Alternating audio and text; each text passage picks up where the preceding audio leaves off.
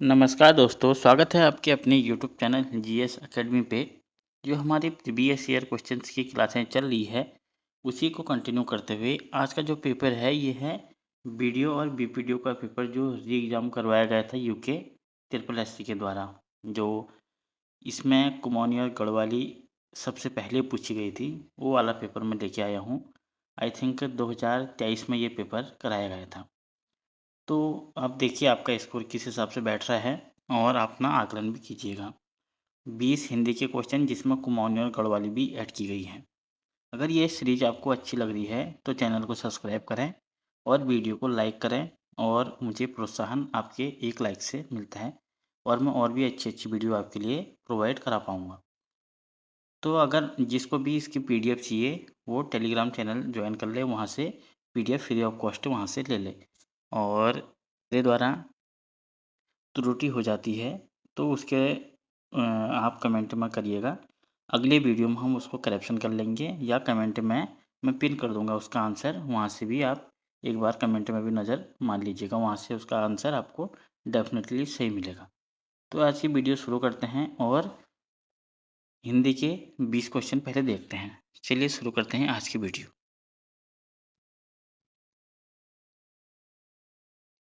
पहला क्वेश्चन है जैक ज्वेन वीक्वेन। मैं जो का अर्थ क्या है, इसमें जो का अर्थ होता है घर वाली यानी कि वाइफ को बोला जाता है कुमाऊनी में जुए। क्वेश्चन नंबर अगला है कुमाऊनी भाषा में आण किसे कहते हैं? वो कहते हैं पहेली को। ऑप्शन नंबर सी इसका सही आंसर। क्वेश्चन नंबर 3 है आखन है आंसुनी घुनन है जे क्यों। इसका अर्थ क्या है ये बताना है। इसका अर्थ है आत्मीय जनों को सहानुभूति होती है, दूसरों को नहीं। इसका अर्थ है बिल्कुल सी इसका करेक्ट आंसर बनेगा हमारा। क्वेश्चन नंबर 4 है निम्नलिखित युगों में कौन सा युग्म विलोम नहीं है सही।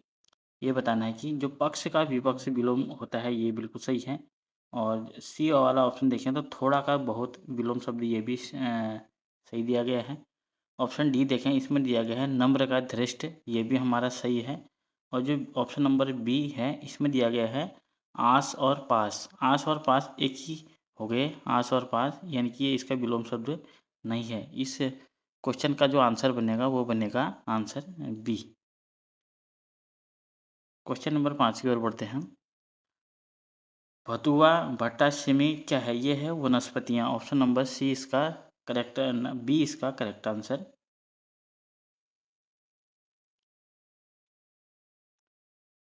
अब एक सूची को दूसरे से सम्मिलित करना है हमें। पहला दिया गया है ये न करने योग्य के लिए एक शब्द आता है, वह आता है अकरणीय, यानी कि 3 में इसका बनेगा, यानी कि यहाँ पे हम कोड भी लिख देते हैं, यानी कि बनेगा 3। दूसरा है जहाँ पहुँचा न जा सके उसको बोलते हैं अगम्य। ऑप्शन ए पे है इसका कोड। तीसरा है जिसके पास कुछ न हो उसको बोलते हैं अकिंचन।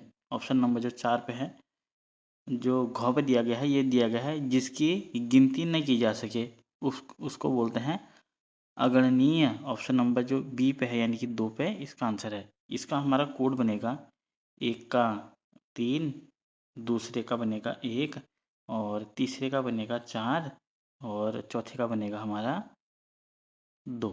ये इसका कोड बनेगा हमारा। देखते हैं किस ऑप्शन में दिया गया है। ऑप्शन नंबर बी पे इसका आंसर दिया गया है।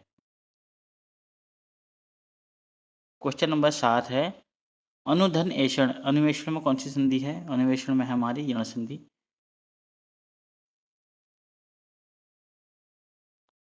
और देखिए फिर मिलान वाला क्वेश्चन आ गया। क्वेश्चन नंबर 8 ऑप्शन नंबर क में दिया गया है राहुल घर जा रहा है। जो राहुल घर जा रहा है ये है एक विधिवाचक वाक्य, यानी कि क का हो गया हमारा 3। दूसरा दिया गया है राहुल घर जाओ, इसमें आज्ञा दी जा रही है, यानी कि आज्ञार्थक शब्द है।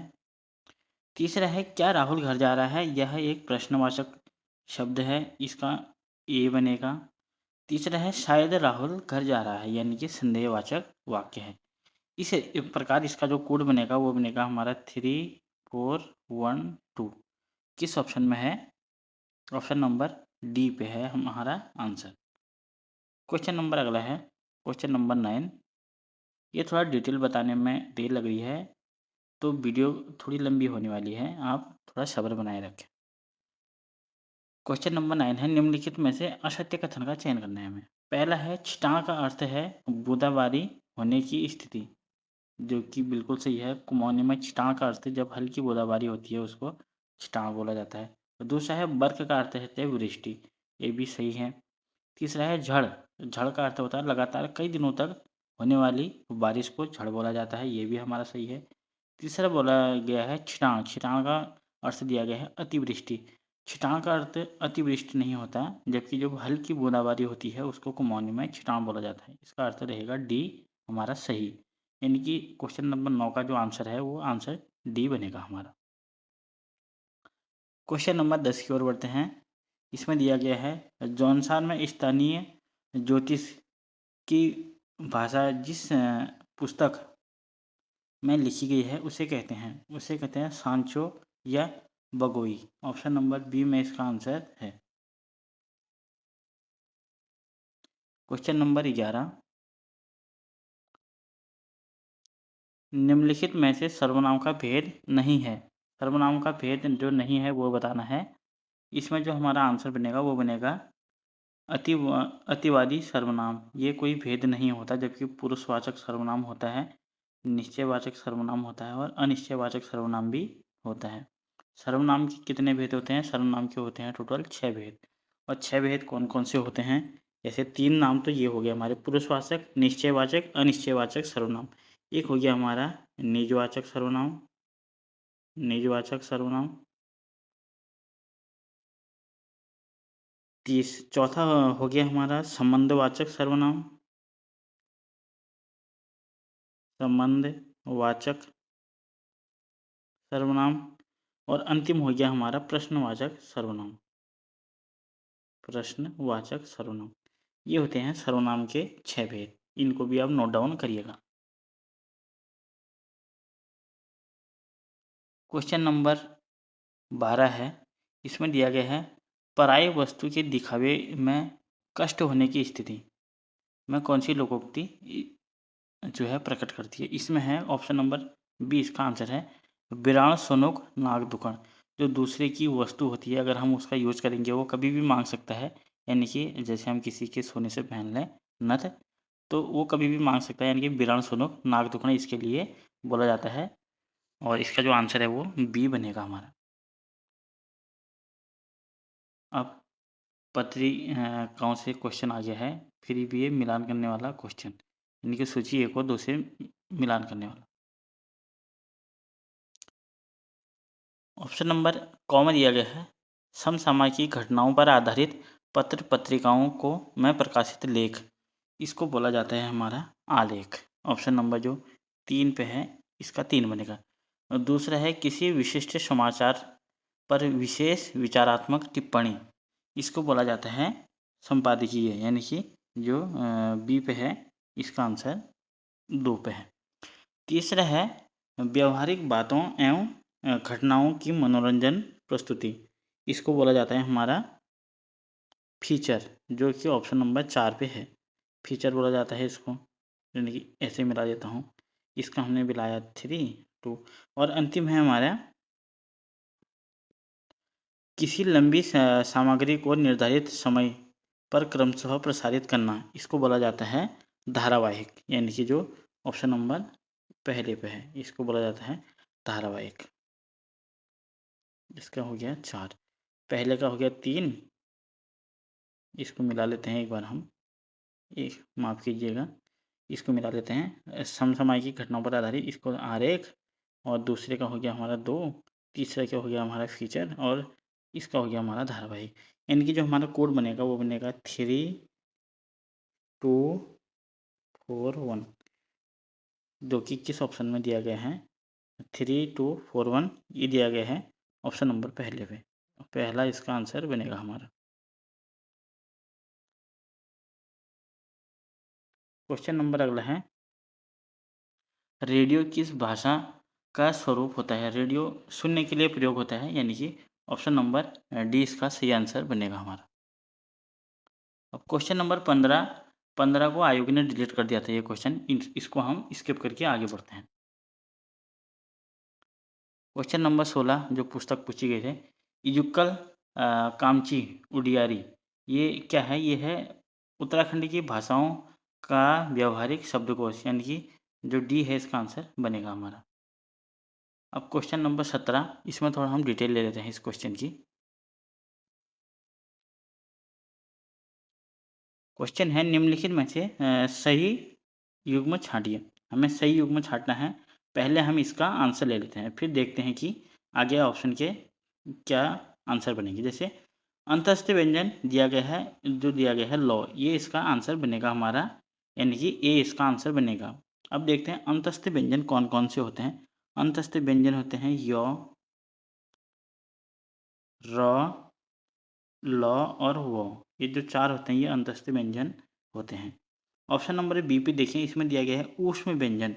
ऊष्म व्यंजन कौन कौन से होते हैं? ये होते हैं स, स, स और ह। ये ऊष्म व्यंजन के अंतर्गत आते हैं। ऑप्शन नंबर सी पे दिया गया है आगध व्यंजन। आगध व्यंजन होते हैं हमारे ज, और इसमें नुक्ता लगा हुआ होता है नीचे, और फ, ये होते हैं हमारे आगध व्यंजन।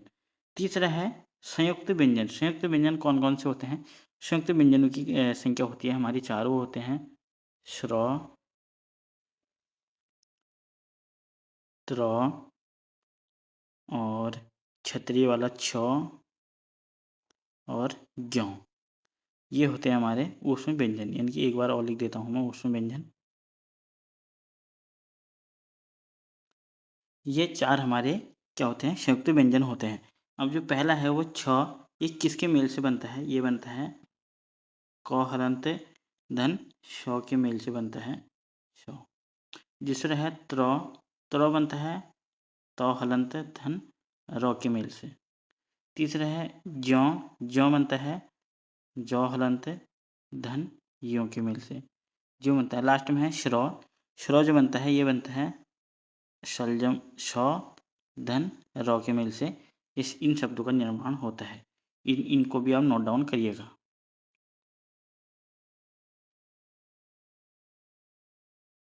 क्वेश्चन नंबर 17 हो गया। क्वेश्चन नंबर 18 की ओर बढ़ते हैं, जिसमें दिया गया है देवनागरी के अतिरिक्त हिंदी भाषा लिखी जाती है। ये लिखी जाती है कैथी महाजनी में। ऑप्शन नंबर सी इसका आंसर बनेगा हमारा। क्वेश्चन नंबर 19, फिर मिलान वाला क्वेश्चन आ गया।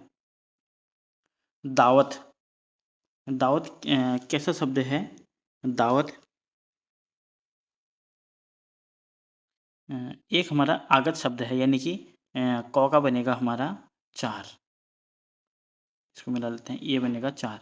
दूसरा है थैला, थैला हमारा देशा शब्द आता है। और तीसरा है पंकज, पंकज हमारा योगरूढ़ शब्द है। और तहसीलदार आ गया हमारा संकर शब्द। संकर शब्द जो दो अलग अलग जिनका स्रोत अलग अलग हो और उनसे मिलकर जो शब्द निर्मित होता है वो संकर शब्द कहलाते हैं। इसका जो हमारा कोड बनेगा वो बनेगा 4 3 2 1। किस ऑप्शन में है? ऑप्शन नंबर पहले पे इसका आंसर है हमारा।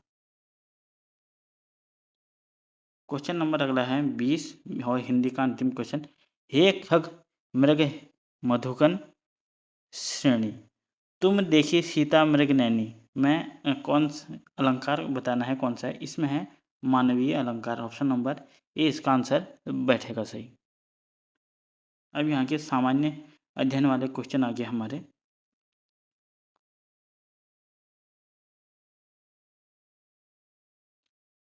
सितंबर 2023 में नई दिल्ली में आयोजित G20 के 18वें शिखर सम्मेलन में किस देश के परिसंघ को G20 का स्थायी सदस्य बनाया गया था? ये बनाया गया था अफ्रीकन यूनियन को।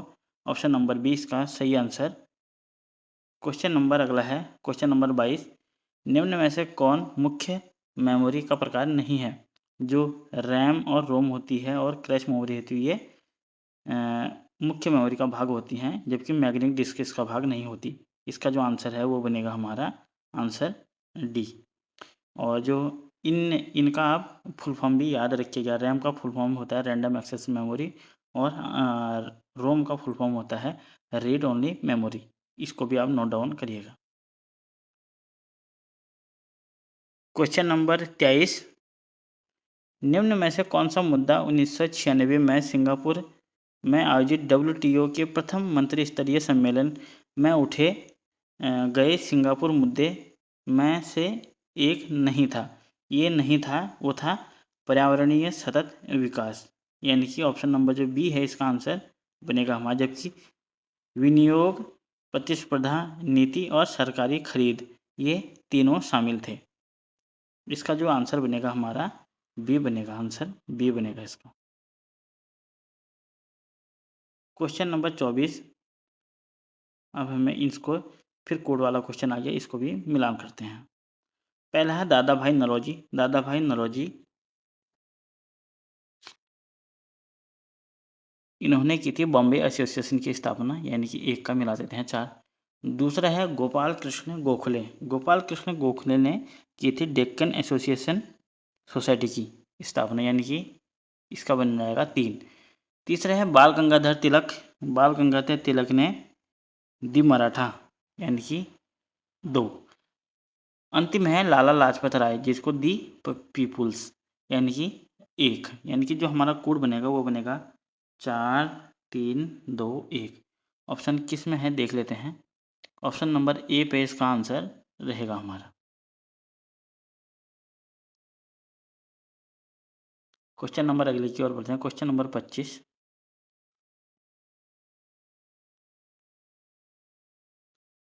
विदेशी निवेश के अंतर्गत प्रत्यक्ष विदेशी निवेश तथा विदेशी संस्थागत निवेश को शामिल किया जाता है। ये तो हमारा कथन सही है। दूसरा है विदेशी निवेश में केवल प्रत्यक्ष विदेशी निवेश को शामिल किया जाता है। इसमें केवल प्रत्यक्ष को शामिल नहीं किया जाता है, यानी कि दोनों को शामिल किया जाता है। तो हमें सही कथन बताना है। इसका जो आंसर बनेगा वो ए हमारा सही बनेगा, यानी कि ऑप्शन नंबर ए इसका आंसर बनेगा हमारा। क्वेश्चन नंबर 26 की ओर बढ़ते हैं, जिसमें हमें बताना है कि कौन सम्मिलित नहीं है। इसका जो आंसर है वो ले लेते हैं बैरोमीटर। इसमें दिया गया है वायु गति मापक दिया गया है, ये इसका आंसर नहीं है। बाकी तीनों मैच कर रहे हैं।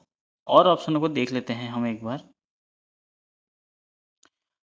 पहला है लवणता मापक, जिसको दिया गया है लवणता मापक किससे मापा जाता है, वो मापा जाता है सेलेनोमीटर, यह हमारा सही है।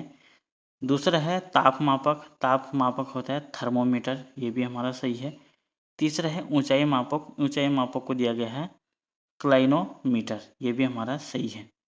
अब ऑप्शन नंबर जो हमारा आंसर है उस पर एक बार नज़र मार लेते हैं। जो बैरोमीटर है, बैरोमीटर का प्रयोग किस लिए किया जाता है? ये किया जाता है वायुमंडलीय दबाव को नापने के लिए, यानी कि वायुमंडलीय दबाव को नापने के लिए दबाव बैरोमीटर का प्रयोग किया जाता है।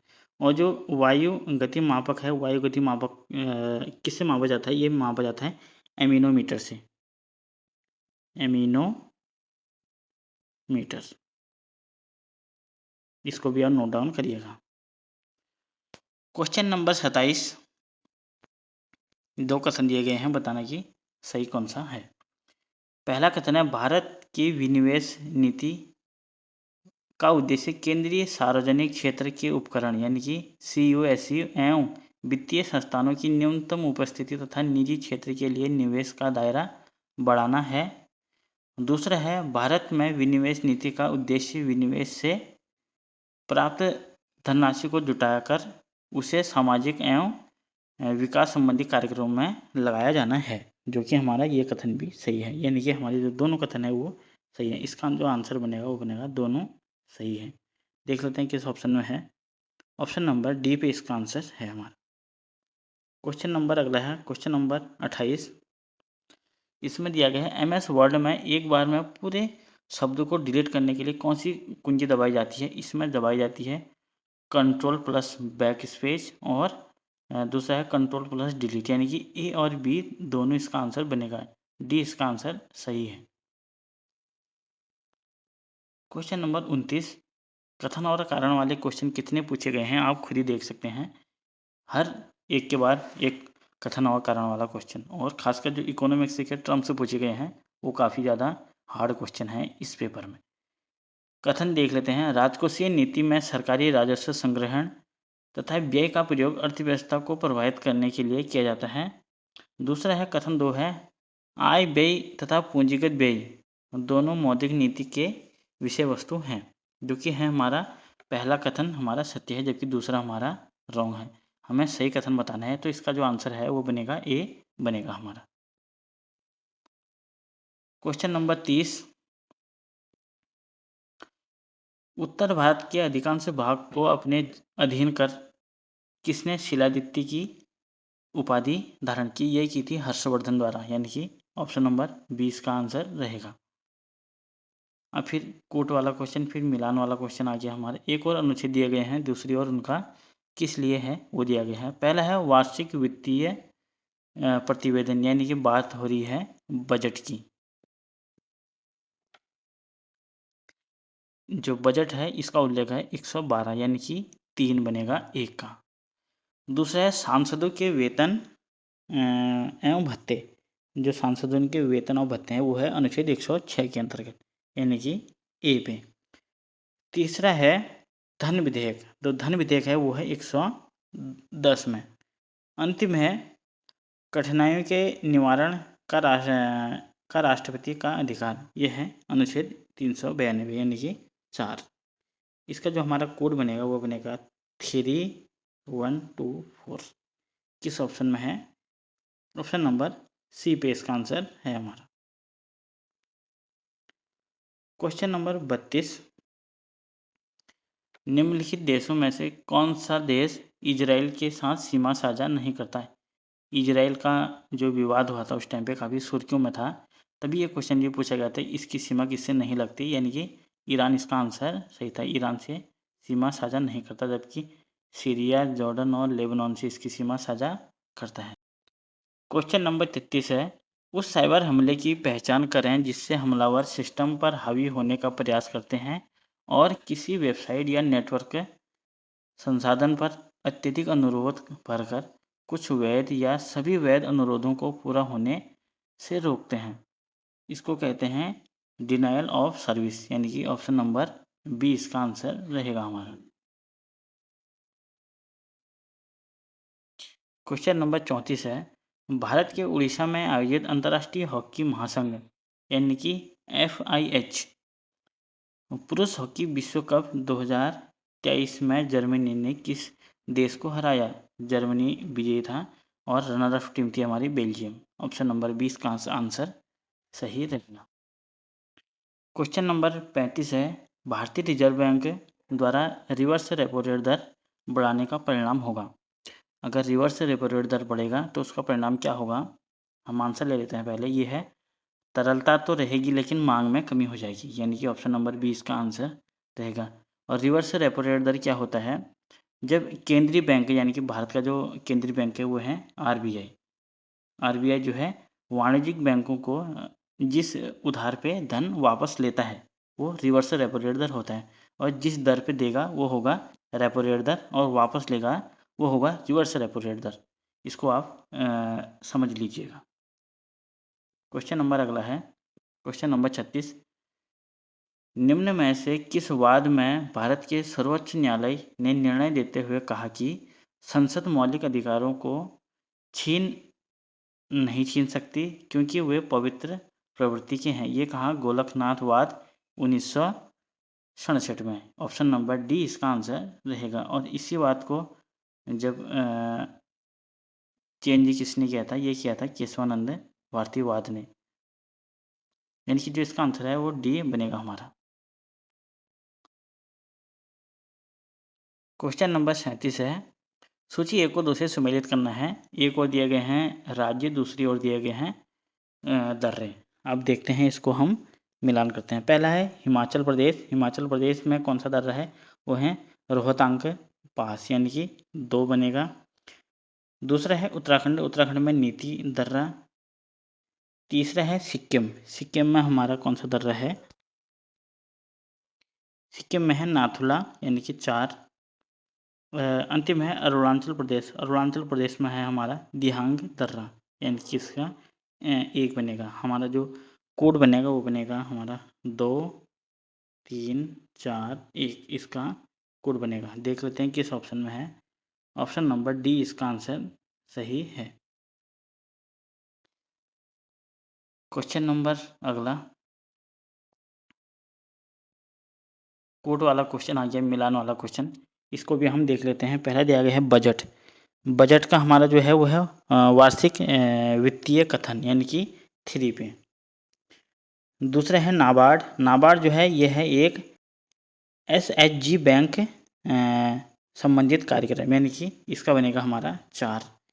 तीसरा है फेमा। फेमा है आर्थिक सुधार यानी कि 1।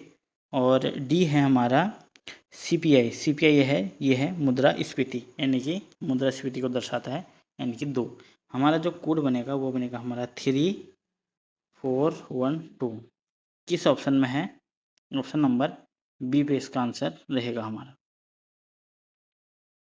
क्वेश्चन नंबर 39 है।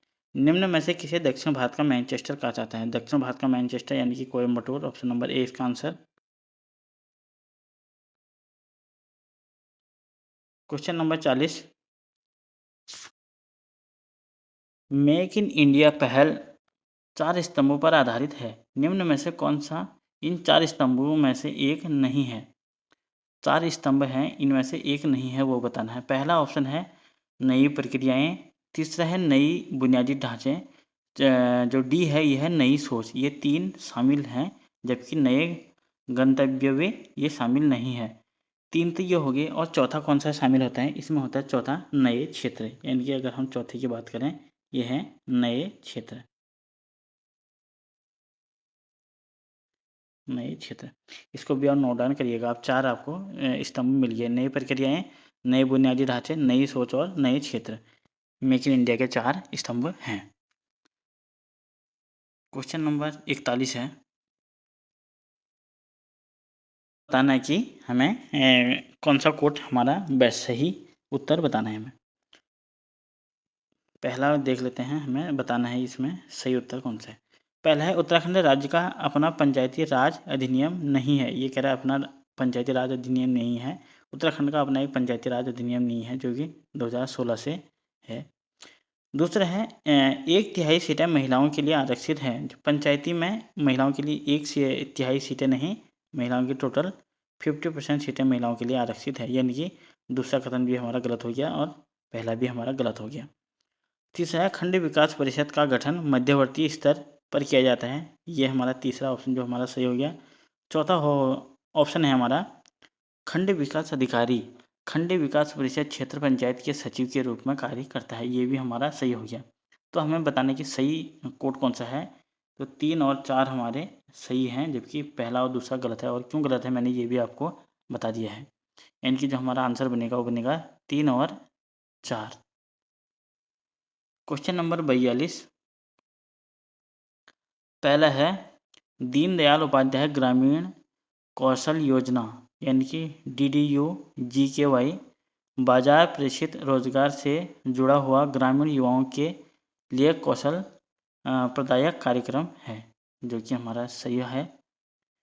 दूसरा दिया गया है यह कार्यक्रम ग्रामीण निर्धन परिवारों के 15 से 25 वर्ष के युवाओं के पर केंद्रित है। ये 15 से 35 तक के युवाओं के लिए है। यानी कि ये ऑप्शन हमारा गलत हो गया। और क्यों गलत हो गया? ये 25 लिखा गया है, ये 35 वर्ष तक के युवाओं के लिए है। तीसरा है अभ्यर्थी के पूर्ण सामाजिक समावेश को सुनिश्चित किया जाता है। ये हमारा सही हो गया। और हमें बताना कि कौन सा कोड हमारा सही है। यानी कि 1 और 3 हमारे सही हैं और दूसरा गलत है। और क्यों गलत है मैंने ये भी आपको बता दिया है। क्वेश्चन नंबर अगला क्वेश्चन नंबर 43 है। निम्नलिखित में से कौन सा इंटरनेट प्रोटोकॉल यानी कि आईपी का वैध संस्करण नहीं है? जो IP4 है ये भी है वैध, और IPv6 ये भी अभी है, और IPv11 ये नहीं है। यानी कि इसका आंसर बनेगा सी और डी। तो इनमें से कोई नहीं, ये हमारा रॉन्ग हो जाएगा वैसे। यानी कि पहला और दूसरा वैध है। इसका जो आंसर है वो बनेगा हमारा सी बनेगा हमारा। क्वेश्चन नंबर 44, एक और दिए गए हैं अनाज, दूसरे ओर उसको प्राचीन ग्रंथों में क्या बोला गया है वो बताना है। चावल को ब्रहीस बोला गया है, ये सही है। और उड़द को मांस बोला गया है, ये भी सही है। और तीसरा है जौ, जौ को बोला गया है यौ, ये भी हमारा सही है। चौथा ऑप्शन है गेहूँ, गेहूँ को दिया गया है इसमें गोमत, गेहूँ को गोमत नहीं गोधुमा बोला गया है, गेहूँ को गोमत की जगह पे गोधुमा बोला गया है, गोधुमा। थोड़ा लिखने में परेशानी हो रही है, थोड़ा आप अपना जो मैं बोल रहा हूँ उसको कीजिए आप। इसको गोधुमा बोला गया है गेहूँ को। क्वेश्चन नंबर 45 है, कथन पहला है दिल्ली मुंबई एक्सप्रेस देश का सबसे लंबा संकेतक मुक्त एक्सप्रेसवे है। कथन दूसरा है यह एक्सप्रेसवे 5 राज्यों हरियाणा, राजस्थान, मध्य प्रदेश, गुजरात और महाराष्ट्र से होकर गुजरता है। जो कि हमारे दोनों कथन हमारे सही दिए गए हैं। इसका जो आंसर है वो बनेगा दोनों सही है, यानी कि ऑप्शन नंबर सी इसका आंसर सही है। क्वेश्चन नंबर 46 है, निम्न में से कौन सी कमेटी को कर सुधार के लिए बनाया गया है। जो चलैया समिति है ये कर सुधार से संबंधित समिति है, यानी कि ऑप्शन नंबर ए इसका आंसर बनेगा। क्वेश्चन नंबर 47 है, इसमें अधिनियम दिए गए हैं और कोर्ट के अनुसार बताना कि कौन सा कोर्ट हमारा सही बैठेगा। क्वेश्चन नंबर ले लेते हैं 47, इसको थोड़ा छोटा कर लेते हैं ताकि मिलाने में आसानी हो और आपको भी पूरा दिखे। पहला है भारतीय परिषद अधिनियम 1861। इसमें क्या हुआ था, इसमें हुआ था केंद्रीय करण की प्रक्रिया की शुरुआत, यानी कि 3 इसका मैच हो जाएगा, यानी कि 3 यहाँ पे कोड लिख लेते हैं। दूसरा है भारतीय परिषद अधिनियम 1909। 1909 में हुआ था हमारा सांप्रदायिक प्रतिनिधित्व, यानी कि 2 बनेगा इसका, यानी कि इसका 2 बनेगा। तीसरा है हमारा भारतीय शासन अधिनियम 1919। इसमें हुआ था हमारा द्विसदनात्मक व्यवस्था, यानी कि 4। तीसरा है यानी कि इसका बनेगा 4। और अंतिम है भारत शासन अधिनियम 1935। इसमें होता प्रांतों में द्वैत शासन की समाप्ति हो गई थी, और प्रांतों में द्वैत शासन की समाप्ति हो गई थी 1935, और इस समय लग गया था फिर केंद्र में द्वैत शासन की शुरुआत, यानी कि इसका जो कोड बनेगा हमारा 3241। ऑप्शन नंबर सी पे इसका आंसर है। क्वेश्चन नंबर 48, निम्नलिखित कथन में सही कथन का चयन करना है। पहला दिया गया है, कथन पहला है विदेशी पूंजी निवेश स्तर को बढ़ाने में सहायक है। दूसरा है विदेशी पूंजी तकनीकी ज्ञान का विस्तार करने में सहायक है, यानी कि दोनों इसके आंसर बनेंगे, यानी कि दोनों कथन जो हैं वो सही दिए गए हैं। क्वेश्चन नंबर 49, मत विलास प्रहसन नामक प्रसिद्ध किसकी कृति किसकी है। यह है महेंद्र वर्मन प्रथम की रचना है, यानी कि ऑप्शन नंबर सी इसका आंसर बैठेगा हमारा।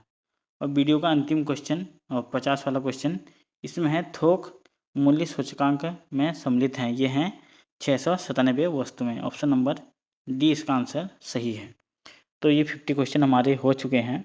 अगर 50 क्वेश्चन मैं इसीलिए करा रहा हूँ कि वीडियो काफ़ी लंबी हो जा रही है। अगर मैं 100 क्वेश्चन एक साथ कराऊंगा तो ये वीडियो काफ़ी लंबी हो जाएगी और देखने में भी बोरियत फील होगा आपको, यानी कि छोटी वीडियो बने और आपको सहूलियत हो। और नोट डाउन भी ज़रूर करिएगा इन क्वेश्चनों को, ताकि आने वाले एग्जामों में आपके कभी गलत ये ना हो।